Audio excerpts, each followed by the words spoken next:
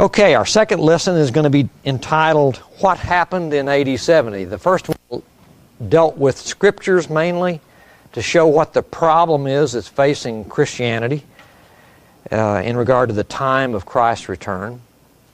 And this second lesson is going to deal with the history behind it. We hinted at a little of it, but I put that up there so that we can kind of see how this history flows, and I'll talk a little bit about that here in this book. Let's turn over to page 16 in our What Happened in 70 AD book, page 16. Actually, page 15, the bottom of page 15. Josephus and First Century History. How many of you have ever heard of Josephus? Wow, that's amazing.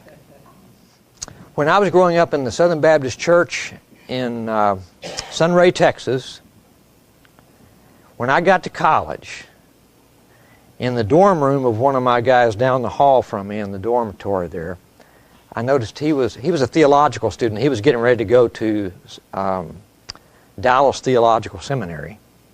And so he had a pretty good theological library already started right there in his dorm room up in his bookshelves. And one of the books on his bookshelf was titled Josephus. And I looked at that book and I said, what in the world is that? I'd never heard of Josephus in my life. Never knew he existed. I knew the temple had been destroyed. I didn't know when it was destroyed and how or anything about it, but I knew it wasn't there. But I never heard of Josephus. So you got a leg up on me. When I was 18 years old, I didn't know who he was. But when I heard about his name, and I said, well, who is Josephus? And he said, well, he's a Jewish priest who was selected as one of the 10 generals to lead the Jewish forces against the Romans when they destroyed Judea. And he wrote an eyewitness history of that destruction of Jerusalem.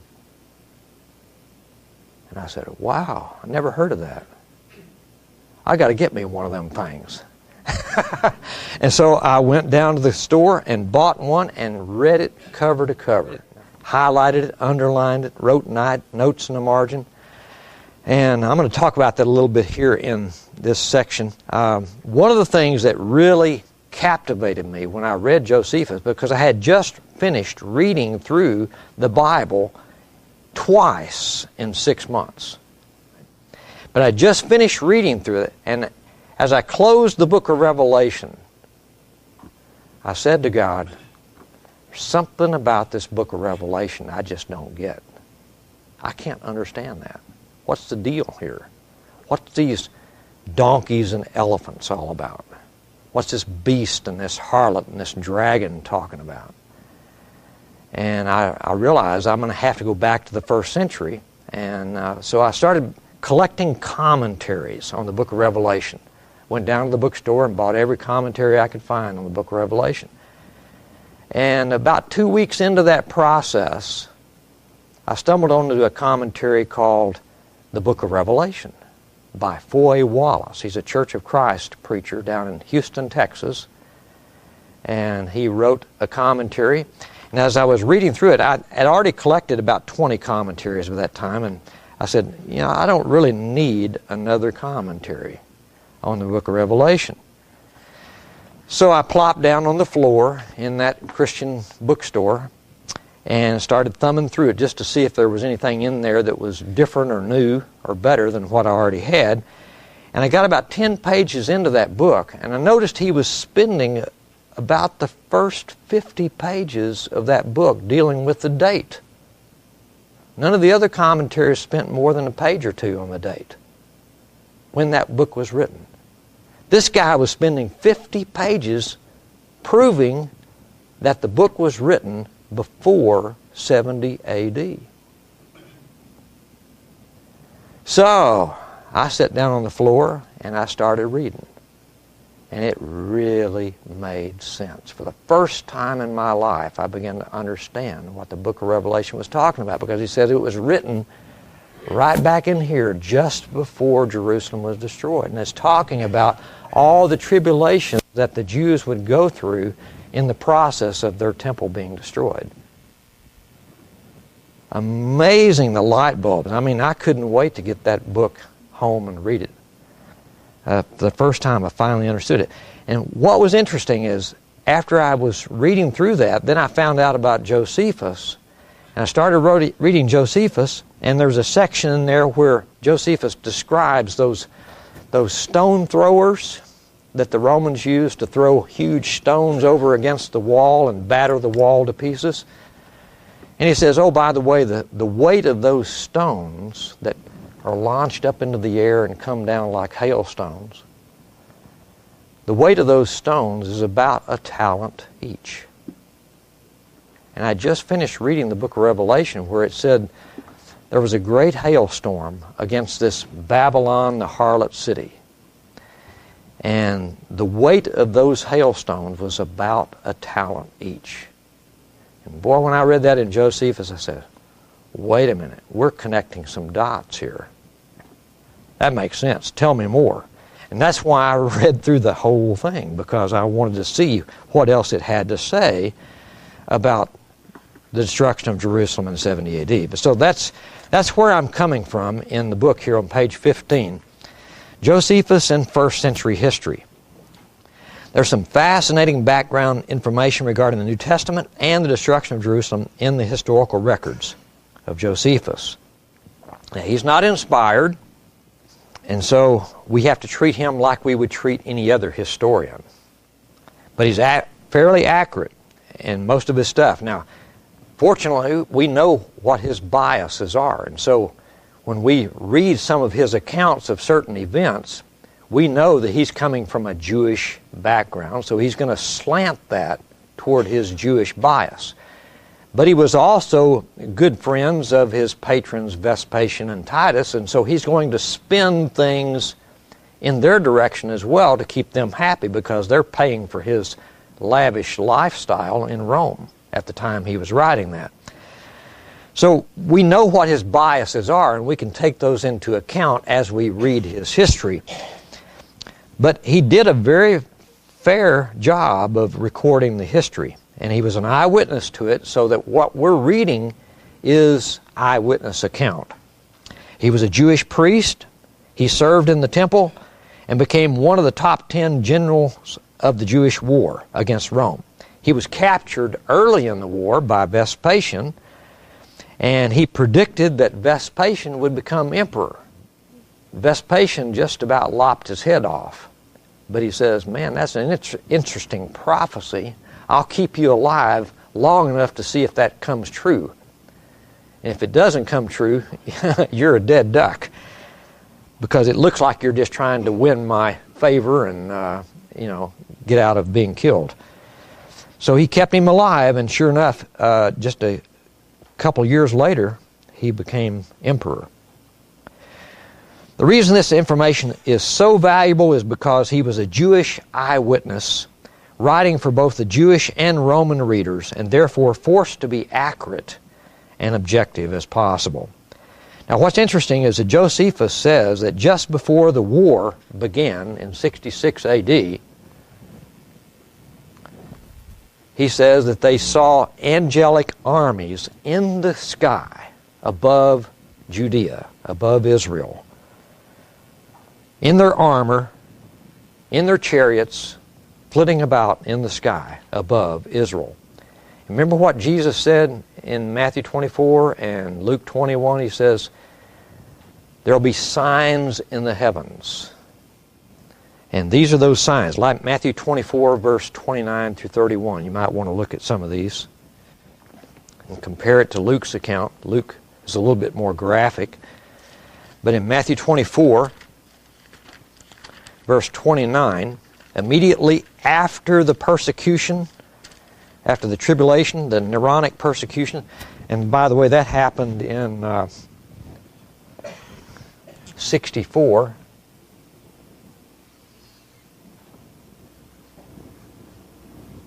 So this was the persecution of Nero from 64 to 66, those last 2 years just before the war broke out. And it was the breakout of the war which stopped the persecution against the church, because both the Jews and the Romans then had to turn their attention to fighting a war against each other. So they quit rounding up the Christians and started fighting a war. So that cut short that tribulation upon the church right there in 66 AD. And just before the war broke out, they saw the angelic armies in the sky. Now notice what Jesus says about that in Matthew 24. Immediately after the tribulation of those days, that's when it was cut short. Notice he says up here in verse 22, unless those days had been cut short, no life would have been saved. None of the elect, none of the Christians would have lived and remained until the second coming if that persecution had not been cut short. And it was cut short right here. Immediately after the tribulation of those days, the sun will be darkened, the moon will not give its light, and the stars will fall from the sky, and the powers of the heavens will be shaken. And then the sign of the Son of Man will appear in the sky. That sign of the Son of Man was Christ with his angelic armies in the sky above Israel. And you'll see that more clearly in Luke chapter 21, where he uses a parallel account of that in different words. Luke 21, verse 25. There will be signs in the sun and moon and stars, and on the earth dismay among nations, in perplexity at the roaring of the waves, of the sea of the waves, men fainting from fear and the expectation of the things which are coming upon the world, for the powers of the heavens will be shaken. Then they will see the Son of Man coming in a cloud with power and great glory. So there it is. There's your angelic armies coming with Christ to pour out his wrath upon that Jewish nation because of their persecution of his saints and because of their crucifixion of him. That's why Josephus is so critical and so helpful, because he was an eyewitness. He saw all this stuff occur, and he gives us the testimony we need to show that Jesus literally meant what he said when he said it's going to come before some of those standing here taste of death. Josephus says that just before the war, angelic armies, chariots, and troops of soldiers running about among the clouds were seen surrounding Jewish cities. He records the fact that people in the first century called Jerusalem the great city. Surprise, surprise. Where have you heard that phrase before? Book of Revelation, right? It refers to this great city called Babylon, the harlot city, going to be destroyed. That's what the book of Revelation is all about. And Josephus refers to Jerusalem as being the great city.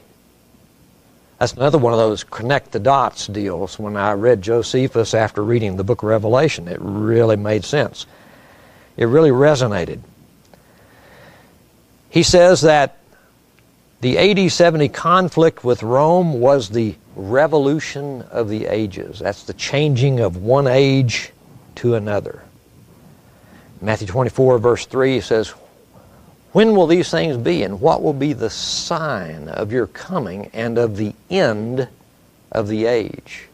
In Matthew 12, verse 32, Jesus talks about not only in this age, but in the age about to come. It's one of those mellow texts.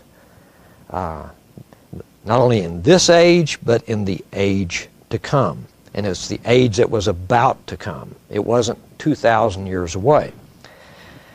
So this is the kind of stuff that Josephus is making. These kind of statements that tie in right with Matthew 24. He talks about pools of blood and intense fires, similar to the descriptions we find in the book of Revelation, such as Revelation 14, verse 20, and other passages. Didn't Jesus predict that these kinds of things would happen? Yeah, we just read that in Luke 21, 25 through 27. Josephus' history furnishes numerous other insights into the nature of the war and its significance for both Jews and Christians. But not only Josephus records these things. The Roman historian Tacitus and the Christian historian Eusebius both say that these things happened. And so we've got not just the word of one eyewitness, we've got multiple historians. Tacitus is a first century historian. He wasn't an eyewitness to Jerusalem being destroyed, but he knew about it happening, and he was well acquainted with Vespasian and Titus. The Talmud also, the Jewish writings by the rabbis called the Talmud, records these similar things as well. For instance, Yoma is one of the tractates of the Talmud, one of the 12 or 15 volumes of that Talmud. Folio 39b has some historical information about the destruction of Jerusalem. So this is not just something conjured up by preterists in the 21st century. This is something that was already written in the first century about things that they saw happen. So what we're talking about here is that the prophesied end-time events did occur. We've got historical testimony to verify that. Now, uninspired testimony can never prove anything. And so we don't use Josephus as proof that these things were fulfilled. But uninspired testimony can support the Scripture and can help us understand the Scripture. And that's why we use Josephus, to help us understand what Scripture is talking about and to help us see that Scripture is right after all. And so it supports Scripture and helps us understand Scripture. The New Testament writers describe these events in apocalyptic language, while Josephus, Tacitus, and the Talmud record the fulfillment of those events in literal language. Now, we talked about the stones that were used by the catapults. In the book of Revelation, that's described as hailstones. It's a hailstorm. In Josephus, it's literal language about the catapults throwing those rocks over into the deal. So you can see the difference between apocalyptic language or symbolic language versus the literal language we see in Josephus. And Josephus really helps us because for people living 2,000 years after the first century, we need some help to know what the donkey and elephant cartoons in the book of Revelation are talking about.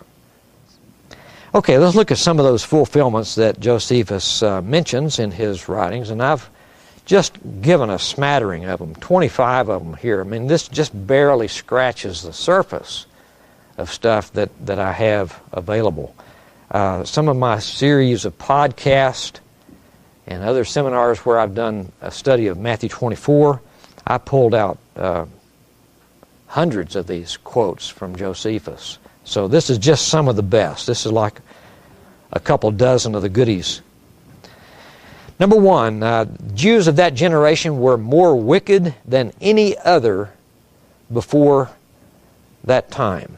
And it's not just Jesus and the apostles who say that. In Matthew chapter 12, verse 45, Jesus talks about that generation being more wicked than any other generation before it. He refers to it as a perverse and wicked generation. And that's, by the way, quoting Deuteronomy 28 through 32, where God told Moses that in your latter days, when you reject my law and reject my teaching, in your latter years, latter days, last days, the final end, in those days, a perverse generation will arise, which will break my law, break my covenant, kill my people, and I will destroy them.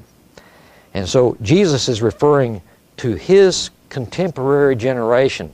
He's saying, remember what Moses said way back there in Deuteronomy 32, that there would arise a perverse and crooked generation which would break his law and persecute his people. You are that generation. You are the perverse generation that was prophesied.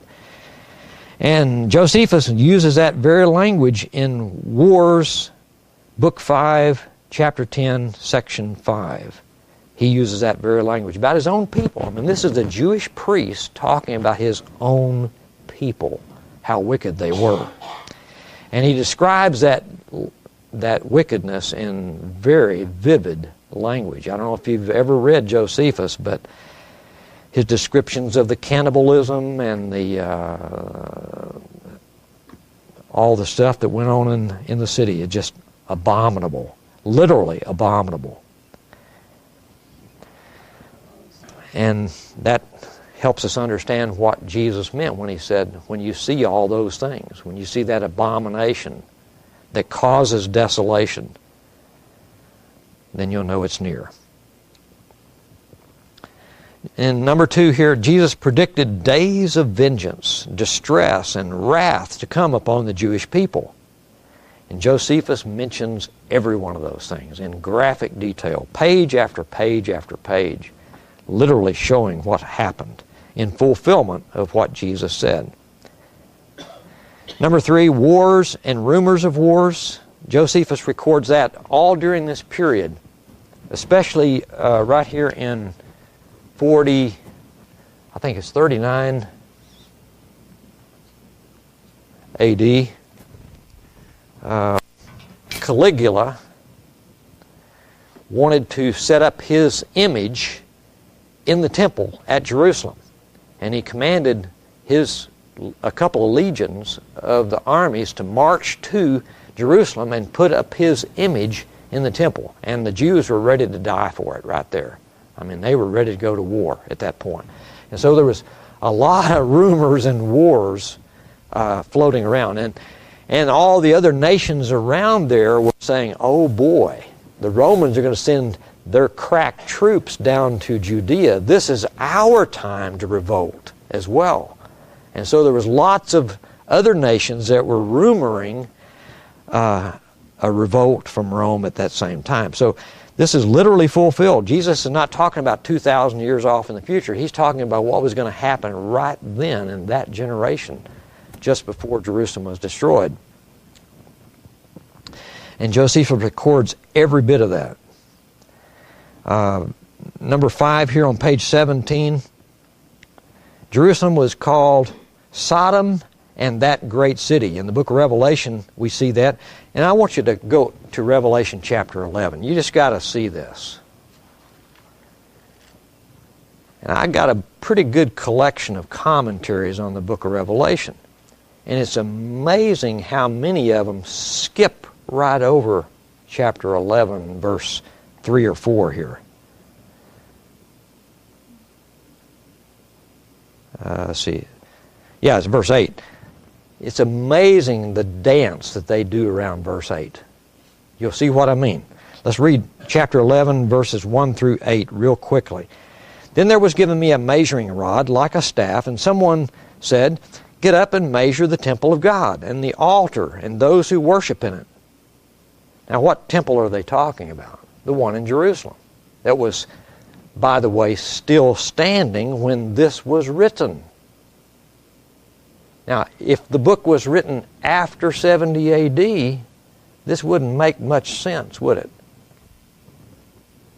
Imagine Colombo being around back in that day, and the book was written after 70 AD, and Colombo says, just one thing I don't understand here. What temple did he measure? So what does that imply? I mean, this book was written before the temple was destroyed. He tells this angel to measure it. Leave out the court which is outside the temple, and do not measure it, for it has been given to the nations, and they will tread it underfoot, the holy city for 42 months. Now that tells you what city and temple is talking about, right? Verse 2, the holy city. There's only one city that goes with that description. That's Jerusalem. Verse 3, and I will grant authority to my 2 witnesses, and they will prophesy for 1,260 days, clothed in sackcloth. These are the two olive trees, the two lampstands that stand before the Lord of the earth. And if anyone wants to harm them, fire flows out of their mouth and devours their enemies, so that if anyone wants to harm them, he must be killed in this same way. These have the power to shut up the sky, like Elijah did, so that rain will not fall during the days of their prophesying. And they have power over the waters to turn them into blood, like Moses did. So these two prophets who appear at the end are coming in the spirit and power of Moses and Elijah, the way they're described here. And they'll strike the earth with every plague as often as they desire to sow them. When they have finished their testimony, the beast that comes up out of the abyss will make war with them and overcome them and kill them. And the corpse of them will lie in the street of the great city. Sound familiar? The great city? Josephus calls Jerusalem the great city, which is mystically called Sodom and Egypt, where also their Lord was crucified. Now, how many cities in the world would fit that description? We know Jerusalem was called Sodom and Egypt because Josephus says so. And we know it was in the holy city. It was a holy city, and that's Jerusalem also, verse 2. And there's only one city in the world that's got the claim to be the place where Jesus was crucified. No other city would fit that. So who does that make the great city, the harlot city, the wicked city Babylon out to be? 70 AD, it's Jerusalem. And if this is talking about the downfall of Jerusalem, then it had to be written before 70 AD. You see that? Verse 8 just absolutely nails it. If you had any doubt after verses 1 and 2, verse 8 proves that the book of Revelation was written about the destruction of Jerusalem. No way around that. I mean, you just flat out have to deny it. And you'd have to read the commentaries to see how they dance around verse 8. I mean, they just try to ignore it. They try to sweep it under the rug and play like it doesn't say that, or it means something else. I know that's what it says, but it just cannot mean that. Just cannot mean that. Because they don't want it to mean that. Because it doesn't fit their paradigm. But that's what it says. Okay. And that's where Josephus really comes in handy, because he shows that Jerusalem was the city that was called Sodom, it was called Egypt, it was called Babylon, it was called all these other names, harlot cities. It fits the description. And the first century people would have known that. They would have understood that language. That was like a donkey and elephant to them. They knew exactly what that was talking about. Jerusalem was called Sodom and that great city.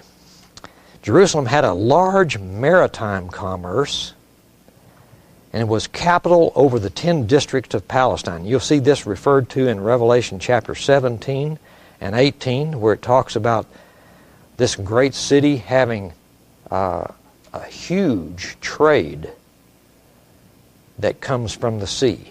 And Jerusalem was that place. It was like in the center of the Near East, and where all the trade routes came right through Jerusalem. And so they had a huge trade, not only from the Mediterranean Ocean, but from all the eastern trades routes that came through there. And that's described for us very well in Revelation 17 and 18. And Josephus talks about it.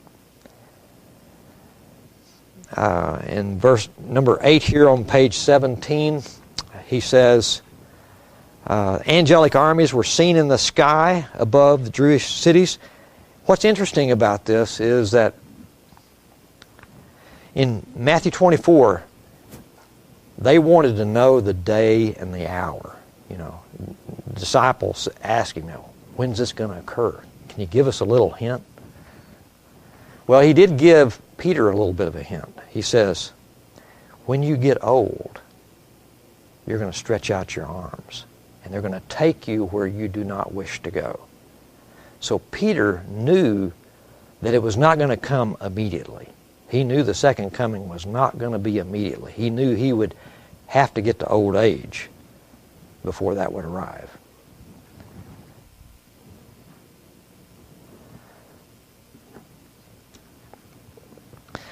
Angelic armies were seen in the sky. And what's very interesting is Josephus gives us the day and the hour of that sighting of the angelic armies. And he says he's quoting numerous eyewitnesses who saw it.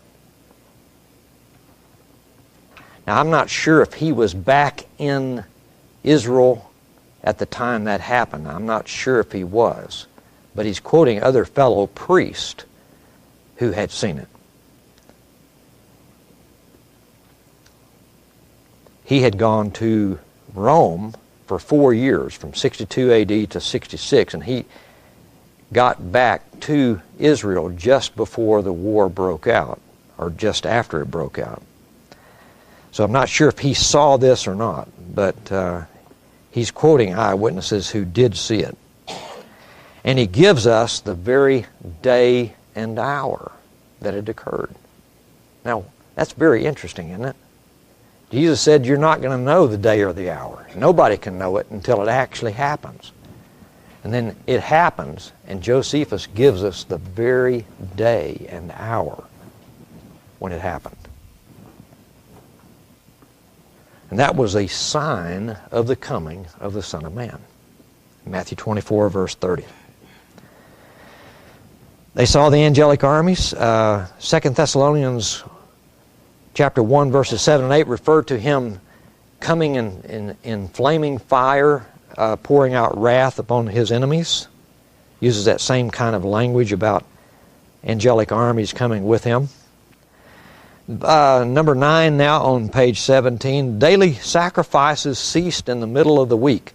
And there's a big debate about this, and I'm not so sure that I can settle that debate at all, but there is a debate about what daily sacrifices they're referring to here. But there were some daily sacrifices for Nero and for Rome that were performed every day, and they were at the expense of Nero himself. Nero paid for those sacrifices every day in the temple for him and for Rome. And those, as well as all sacrifices for all Gentiles, were stopped right here in 66 AD by Eleazar, one of the 3 faction leaders of the Zealots. He took control of the temple. He was the Sagan. He was the captain of the temple guard. He took control of the temple and refused any sacrifices from any Gentiles, including Nero. And that was a declaration of war. When he did that, that declared war against Rome and sent shockwaves through the rest of the Roman Empire. But that happened in, I believe it was the summer, probably June or July, something like that, all of 66 AD, when those sacrifices were stopped. Daily sacrifices were ceased in the midst of the week after 3.5 years. Okay, number 10 now. 3 armed factions fought against each other inside Jerusalem. Those 3 faction leaders were Eleazar ben Ananias and John of Giscala and Simon, son of Giora, were the 3 guys that they warred against each other. And that was one of the reasons why Titus, the Roman general, held off and didn't surround the city and raise the siege against it for quite a while. They held off on that. And Vespasian, his father, also held off, backed away from Jerusalem, because there was 3 factions in the city fighting against each other, killing off all their soldiers and destroying each other's food supplies. Vespasian says, they're doing more damage than I would be able to do. Let them fight it out, weaken themselves so I can swoop in and finish it off. And that's what he did. And that's what made them so weak, that they were easy pickings for the Romans. 3 armed factions. And Revelation 16 verse 19 talks about that. In the streets of the great city there was 3 factions. And it talks about it. Revelation 16:19. And then the book of Josephus, Wars, book 5, chapter 1, verses or sections 1 through 5, talks about those 3 factions as well. And you can just see the dots are connected very easily between Revelation and Josephus. Okay, look at number 15 here on page 17. The Zealot rebellion was like a wild beast, eating its own flesh. That's the way Josephus describes it. And that's the same way it is in Revelation pretty well. If you look at Revelation 16:10 and Revelation 17:16 and Revelation 19 through 21, you can see the beast fighting against itself. And then we talked about number 17 before, the hailstones weighing a talent each. That was really amazing to me when I read that in Josephus for the first time, after having just read the book of Revelation. Wow, that really caught my attention. What else is not very well understood is Josephus talks about the temple being set fire, and it was not the Romans that set fire to it first. Some of the other buildings around the temple had been set fire by the Jews themselves. And so that Jews set fire to their temple first. And Revelation 17:16 talks about the harlot being burned with fire. Just like that. Okay, let's see. Now, on page 18, let's look at number 22.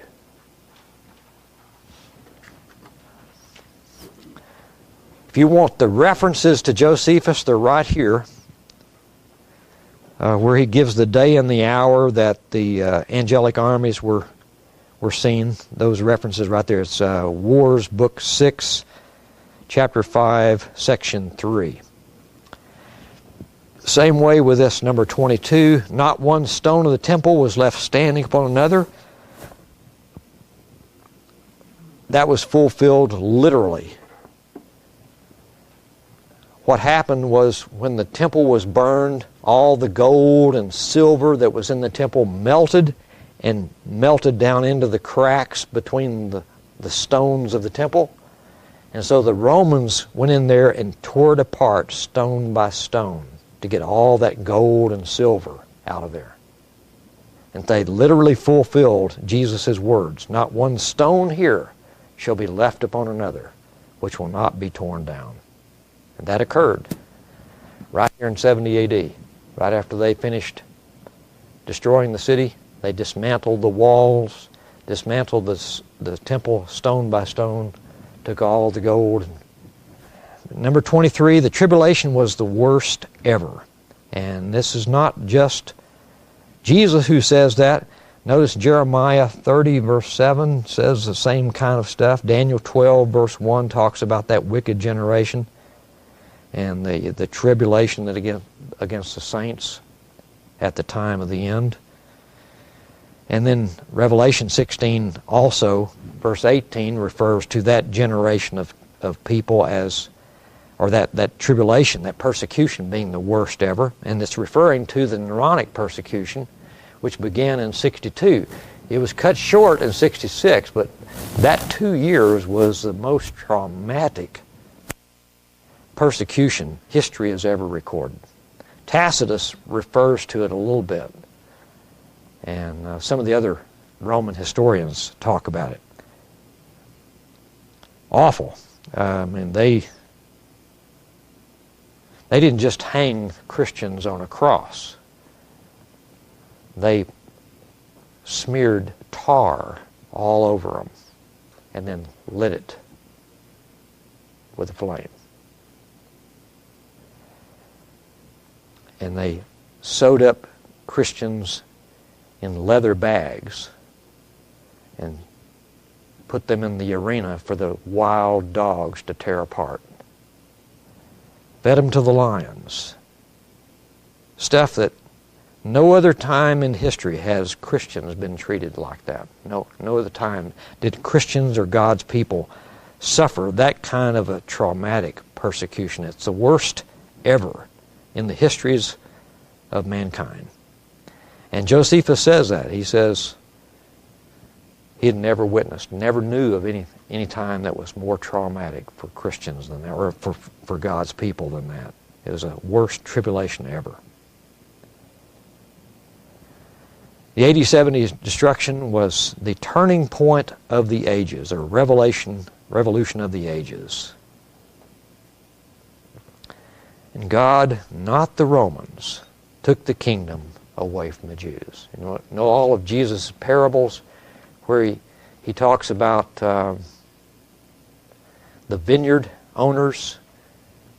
A vineyard owner rented out his vineyard to some vineyard growers, vine growers, and then he sent his slaves back to those vineyard growers to receive his profits off of their harvest.